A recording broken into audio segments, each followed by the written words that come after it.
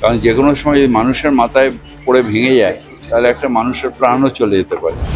বাঙালি আনার যে গর্ব সেটা আমাদের পরের প্রজন্মই যাতে জানতে পারে। যেভাবে ইতিহাস বিকৃত হচ্ছে সেটাকে বন্ধ করে সত্যিকারের ইতিহাস জানা, এটা নিয়ে অলরেডি মমতা ব্যানার্জি কাজ করেছেন।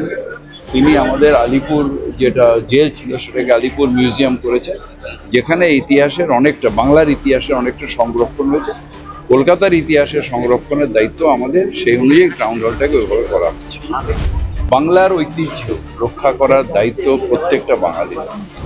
কি করে ব্যাংক চলছে সেটা আমরা নিশ্চিতভাবে ইনকোয়ারি করে দেখবো এবং দরকার হলে আমরা এফআইআর করবো। তৃণমূল কাউন্সিলর কলকাতায় সেবাশ্রয় চাইছিলেন কোথায় বললেন যে সেবাশ্রয় আর যদি করে ভালো তো, যে কোনোভাবে মানুষের সেবা করলে সেটা বা পরিষেবা দিলে ভালো তো। সেটা যদিও আমাদের কলকাতার ক্ষেত্রে কি হয়, প্রত্যেকটা ওয়ার্ডে আমার হেলথ সেন্টার আছে, আবার স্যাটেলাইট হেলথ সেন্টার আছে। তারপরে যদি কেউ ক্যাম্প করে সেটা তো আপত্তি করার কিছু ব্যাপার না। আপনি একটা কথা বলেন, বেসরকারি বাজার যেগুলো অবস্থা খারাপ সেগুলো দিয়ে ইমিডিয়েট ব্যবস্থা না নেবে তাহলে আমাদের কিছু কিছু বাজার আছে যেগুলো আমাদের নিজেদের বাজার, সেগুলোতে আমাদের ইমিডিয়েট ব্যবস্থা নিতে হবে। যেরকম পার্সাগাস মার্কেট আছে, বেহালায় শখের বাজারের কাছে একটা মার্কেট আছে, যেটা আমি নিজে গেছিলাম কয়েকদিন আগে। আবার কিছু কিছু জায়গায় বেসরকারি বাজার যেগুলো চাপড় ভেঙে ভেঙে পড়ছে, সেই জায়গাগুলো আমাদের ইমিডিয়েটলি ব্যবস্থা নিতে হবে। কারণ যে কোনো সময় যদি মানুষের মাথায় পড়ে ভেঙে যায় তাহলে একটা মানুষের প্রাণও চলে যেতে পারে। তো এগুলোকে আমরা বিল্ডিংয়ে যেরকম ডেঞ্জারাস বিল্ডিংয়ে যেরকম নোটিশ দিয়ে তাদের দরকার হলে ক্লোজার এর জন্য মানে যে আইনত যে প্রসেস, সে প্রসেসটা করবে।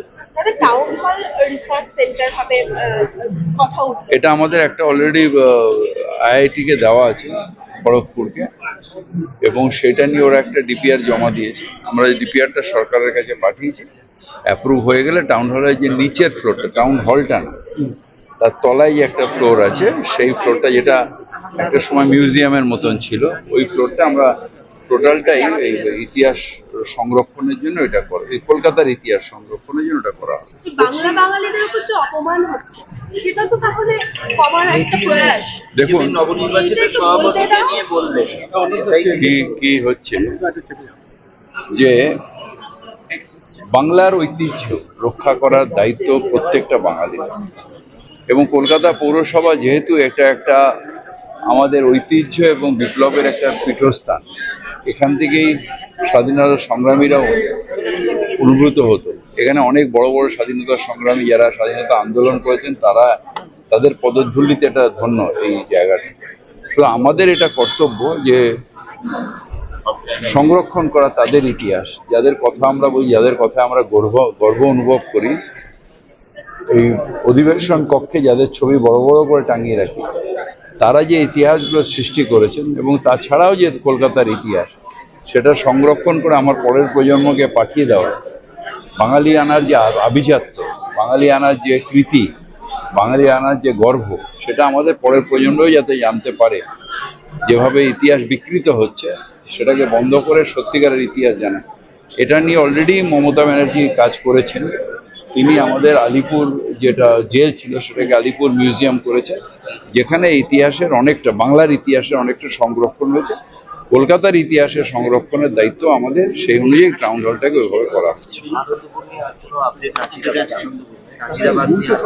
এখনো কোনো আপডেট নেই, ওটা অলরেডি ফরেন্সিকে গেছে। যা আমি সকালে খবর নিয়েছিলাম, আমাকে যেটা ওখানকার এসপি বললেন যে এটা অলরেডি গেছে আমাদের এতে ফরেন্সিকে, এবং ওদের সব ব্লাড স্যাম্পল কালেকশন হয়ে গেছে।